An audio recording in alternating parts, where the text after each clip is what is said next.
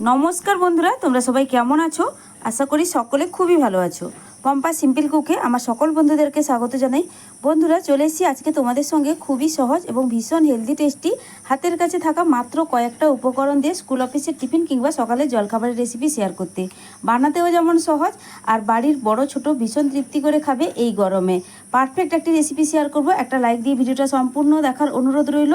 বন্ধুরা, দেখার পর তোমাদের একটা অবশ্যই মূল্যবান মতামত জানাবে একটা লাইক দিয়ে। তাহলে চলো বন্ধুরা, কথা না বাড়িয়ে রেসিপিটি শুরু করছি। আজকের রেসিপির জন্য সবার প্রথমে একটা মিক্সিং বোলের মধ্যে দিয়ে দিচ্ছি মিডিয়াম সাইজের বাটির 1 বাটি সুজি। ওজন হিসেবে দেখতে গেলে বন্ধুরা এখানে আমি 200 গ্রাম সুজি নিলাম। এবার সুজির মধ্যে দিয়ে দেব 3 চামচ টক দই। এবার দিয়ে দিচ্ছি যেই বাটিতে আমি সুজি নিয়েছিলাম ওই বাটিরই 1 বাটি জল। দই আর জল খুব ভালো করে সুজির সঙ্গে মিশিয়ে নিতে হবে। ভীষণ হেলদি টেস্টি আজকের টিফিন রেসিপি বন্ধুরা। মাত্র 10 মিনিট হাতে সময় থাকলে তোমরা কিন্তু ঝটপট বানিয়ে নিতে পারবে। আর এটা এতটাই ভালো লাগে যে বাড়ির বড় থেকে ছোট ভীষণ পছন্দ করবে। তো বন্ধুরা, অবশ্যই একবার হলেও এই রেসিপিটি ট্রাই করে দেখবে। আশা করছি তোমাদেরও খুব পছন্দ হবে। তো খুব ভালোভাবে মেশানো হয়ে গেছে। এবার 4-5 মিনিটের জন্য এটাকে আমি একটু রেস্টে রেখে দেবো। সুজিটা তাতে ভিজে যাবে আর অনেকটাই ফুলে যাবে। এবার চলো ততক্ষণে টিফিনের জন্য ঝটপট একটা স্টাফিং রেডি করে নেব। এবার স্টাফিং বা পুরটা তৈরি করার জন্য গ্যাসে একটা কড়াই বসিয়ে দিয়েছি। এবার কড়াইয়ের মধ্যে দিয়ে দিব রিফাইন্ড অয়েল 1 চা চামচ। খুব বেশি কিন্তু বন্ধুরা দেব না। এবার গ্যাসে একটা কড়াই বসিয়ে দিয়ে এতে দিয়ে দিচ্ছি 1 চামচ তেল। খুবই কম তেলে এই স্টাফিংটা তৈরি করে নেব।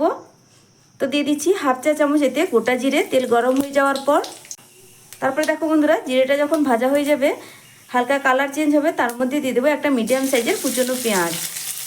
ঝালের জন্য একটা কুচনো কাঁচা লঙ্কা ব্যবহার করছি, তবে ঝালটা তোমরা যে যেভাবে পছন্দ করো ঠিক সেই বুঝেই দিয়ে দিবে।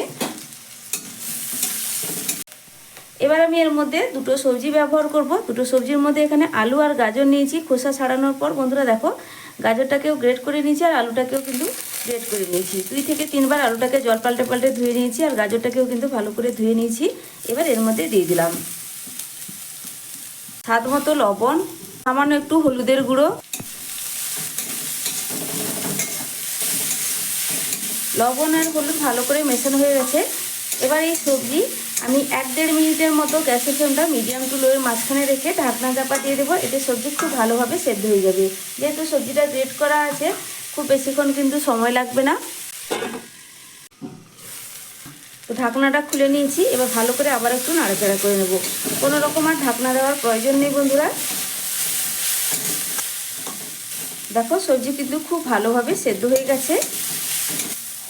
এরপরে এর মধ্যে দিয়ে দিচ্ছি একটা ডিম।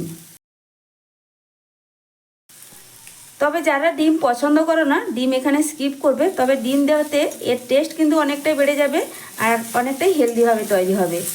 বাচ্চারা কিন্তু অনেকে আছে ডিম খুব পছন্দ করে, আর ডিম দেওয়াতে বন্ধুরা তারা দেখবে ভীষণ পছন্দ করবে। তো দেখো, ডিমটা দেওয়ার পর খুব ভালোভাবে আমি এর মধ্যে মিশিয়ে নেব। তোমরা চাইলে এর মধ্যে বন্ধুরা ডিমটা আলাদা করে ভুজিয়ার মতো ভেজেও মিশিয়ে নিতে পারো। তো আমি আর আলাদা করে দিলাম না, এর সঙ্গে মিশিয়েও কিছুক্ষণ নাড়াচাড়া করে ভেজে নেব, যতক্ষণ না পর্যন্ত ডিম ভালো করে ভাজা হচ্ছে।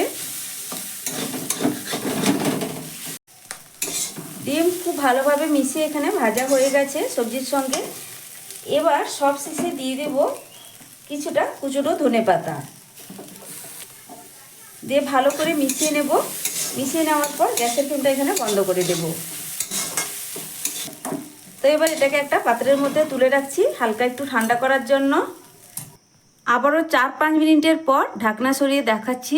দেখো বন্ধুরা, সুজি কিন্তু খুব ভালোভাবে ভিজে নরম হয়ে গেছে আর অনেকটাই কিন্তু জল টেনে নিয়েছে। এবার এটাকে একটা মিক্সিং জারে দিয়ে খুব ভালোভাবে এটাকে পেস্ট করে নিতে হবে। তো এখন নিয়ে নিয়েছি একটা মিক্সিং জার। এর মধ্যে পুরো সুজিটাই দিয়ে দিব। আমার চ্যানেলে নতুন বন্ধু পুরনো বন্ধু সবাইকে স্বাগত। তোমাদের জন্য অনেকটা ভালোবাসা বন্ধুরা। তোমরাও আমাকে ভালোবাসা দিয়ে পাশে থেকো। আর রেসিপিটা সম্পূর্ণ দেখার পর ভালো লাগলে অবশ্যই তোমাদের একটা মূল্যবান মতামত জানাবে আর একটা লাইক করে দেবে। আর এই রেসিপিটি অবশ্যই বাড়িতে বানিয়ে খেয়ে দেখবে। বাড়ির বড় থেকে ছোট সবাই ভীষণ পছন্দ করবে। রোজ আবদার জানাবে এইভাবে বানিয়ে দেওয়ার জন্য। এর মধ্যেই দিয়ে দিচ্ছি স্বাদ মতো লবণ। আর এইভাবে বাচ্চাদের বা বড়দের স্কুল অফিসের লাঞ্চ বক্সে বা টিফিন বক্সে যদি বানিয়ে দাও বন্ধুরা, তারা দেখবে রোজ রোজ আবদার করবে এইভাবে বানিয়ে দেওয়ার জন্য। তো ঢাকনা চাপা লাগিয়ে দিয়েছি, ভালোভাবে পেস্ট করে নিয়ে ফিরে আসছি। এবার সুজির পেস্ট এই একই বোলের মধ্যে আবারও ঢেলে নিলাম। তো বন্ধুরা দেখো, ব্যাটারের ঘনত্ব তোমাদের একটু তুলে দেখাচ্ছি। এখন কিন্তু অনেকটাই গাঢ় আছে, তার কারণে এখানে কিন্তু কিছুটা জলের ব্যবহার করতে হবে। তো জলের মাপটা আমি তোমাদের আবারও দেখিয়ে দিচ্ছি। মিক্সিং জারটা ধুয়ে আরও হাফ বাটি আমি এখানে জল ব্যবহার করছি, দিয়ে ভালো করে মিশিয়ে নিতে হবে। আর এই ব্যাটার একটু পাতলা করেই বানাতে হবে, তাহলে এই টিফিনটা খেতে খুবই ভালো লাগে। তো প্রথমে আমি এখানে 3 চামচ টক দই ব্যবহার করেছি, তারপরে 1 বাটি জল ব্যবহার করেছি, আবারও হাফ বাটি এখানে জল ব্যবহার করলাম। টোটাল এখানে 1.5 বাটি জল ব্যবহার করলাম। তো জল খুব ভালোভাবে মেশানো হয়ে গেছে। তো তোমাদের একটু তুলে দেখাচ্ছি, ব্যাটারের ঘনত্ব কিন্তু ঠিক এইভাবে রাখতে হবে, খুব বেশি কিন্তু মোটা রাখবে না ব্যাটারের ঘনত্ব।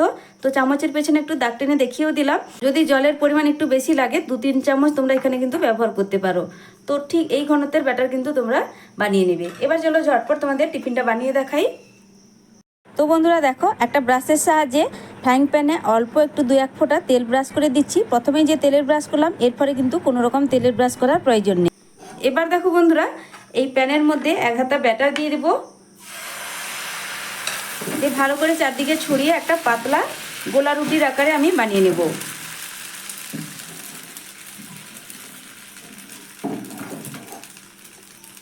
কোনো রকম ঢাকা দেওয়ার প্রয়োজন নেই, কয়েক সেকেন্ডের মধ্যে এই গোলা রুটিটা তৈরি হয়ে যাবে। আর যেটার মধ্যে এই গোলা রুটি রাখবো সেটা একটু অয়েল ব্রাশ করে দিচ্ছি, যাতে কোনোভাবে প্লেটের গায়ে আটকে না যায়। যেহেতু অনেকটাই নরম তুলতুলে, এমনিভাবে রাখতে গেলে কিন্তু মানে এই প্লেটের গায়ে আটকে যেতে পারে, তার কারণে একটু অয়েল ব্রাশ করে দিলাম। দেখো বন্ধুরা, রুটিটা কিন্তু তৈরি হয়ে গেছে। সাইড এইভাবে কিন্তু প্যান ছেড়ে দিয়েছে, এবার খুব সহজে এটা উঠে আসবে।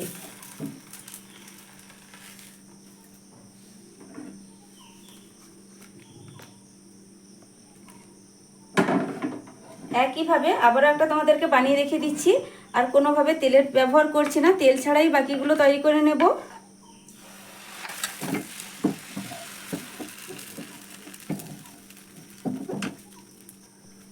তো আর একটা গোলা রুটি রাখার আগে ওপর থেকে কিন্তু আমি একটু অয়েল ব্রাশ করে দিচ্ছি, না হলে একটা রুটির গায়ে আর একটা রুটি কিন্তু আটকে যাবে।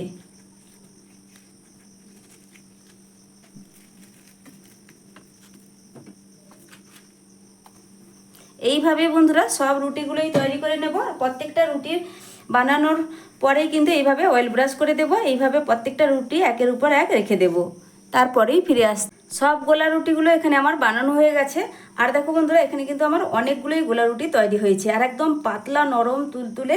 আর একের পর এক কিন্তু আমি কিন্তু সাজিয়ে রেখেছি, কোনো রকম কিন্তু একটাও আটকে যাবে না, কারণ আগেই বলেছি আমি কিন্তু একটা করে রুটি বানিয়েছি, তারপর কিন্তু সামান্য একটু করে অয়েল ব্রাশ করে দিয়েছি।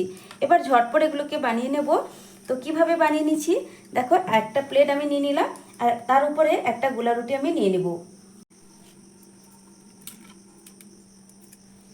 এবার দেখো বন্ধুরা, আগে থেকে যে পুরটা তৈরি করে রেখেছিলাম সেটা কিন্তু পুরোপুরি ঠান্ডা হয়ে গেছে। এখন কিছুটা এই মাঝখান বরাবর দিয়ে দিতে হবে।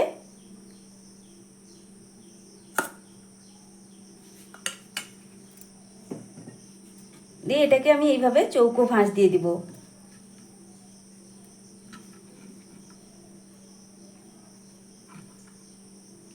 আর এটা কিন্তু কোনোভাবে খুলেও যাবে না, দেখতে ভীষণ সুন্দর হয়। তোমরা চাইলে এটাকে এইভাবেই খেয়ে নিতে পারো। আর এটাকে আমি কিন্তু একটু হালকা করে ভেজে নিব। এটাকে এক সাইডে সরিয়ে রাখছি, আমার কিন্তু একটা বানানো হয়ে গেল।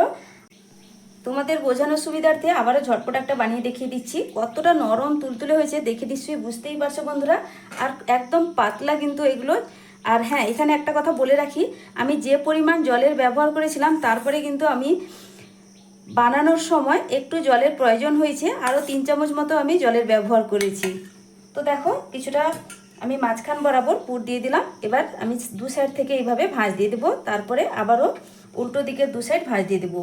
খুবই ইজি, একবার দেখলে যে কেউ বানিয়ে নিতে পারবে। তো তৈরি হয়ে গেল, কোনোভাবেই কিন্তু এটা খুলে যাবে না। এইভাবেই সবগুলোই বানিয়ে নেব। আবারও গ্যাসে ফ্রাইং প্যানটা বসিয়ে দিয়েছি। আর দেখো বন্ধুরা, সব টিফিনগুলো কিন্তু আমার একসঙ্গে বানানো হয়ে গেছে।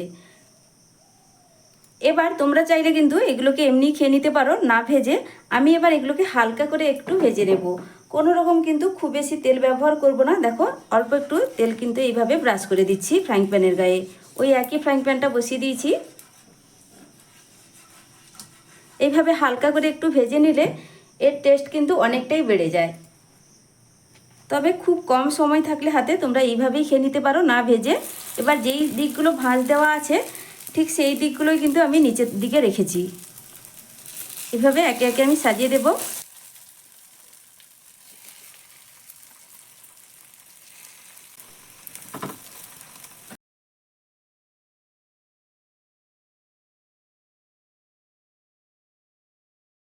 তো বন্ধুরা দেখো এক পিঠ হালকা কালার ধরতে আমি এগুলোকে উল্টে দিলাম। খুব বেশি লাল লাল করে এখানে ভাজবো না। দেখো বন্ধুরা হালকা কালার দুই পিঠ এভাবে ভাজা হয়ে গেছে। এবার আমি এগুলোকে তুলে নেব।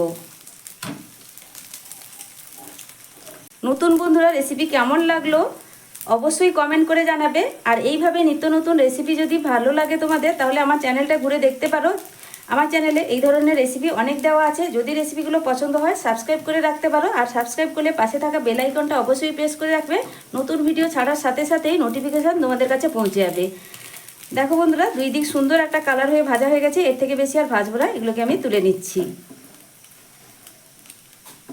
এইভাবে বাচ্চাদের স্কুলে টিফিনে বানিয়ে দিলে তারা দেখবে ভীষণ খুশি হয়ে খাবে। আর যেহেতু সবজি এর মধ্যে দেওয়া আছে অনেকক্ষণ পর্যন্ত বন্ধুরা পেট ভরা থাকবে একটা দুটো খেলে। তো দেখো একইভাবে বাকিগুলোও ভেজে নেব,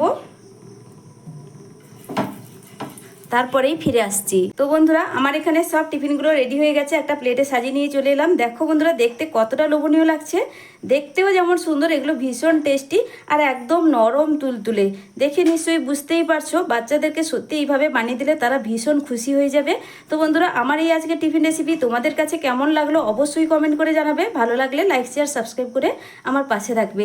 আজকের মতো টাটা বন্ধুরা, ফিরে আসবো নতুন এক রেসিপি নিয়ে। তোমরা সকলে ভালো থেকো, সুস্থ থেকো। এতক্ষণ পর্যন্ত ধৈর্য ধরে যারা আমার রেসিপিটি দেখলে তাদেরকে অসংখ্য অসংখ্য ধন্যবাদ। টাটা।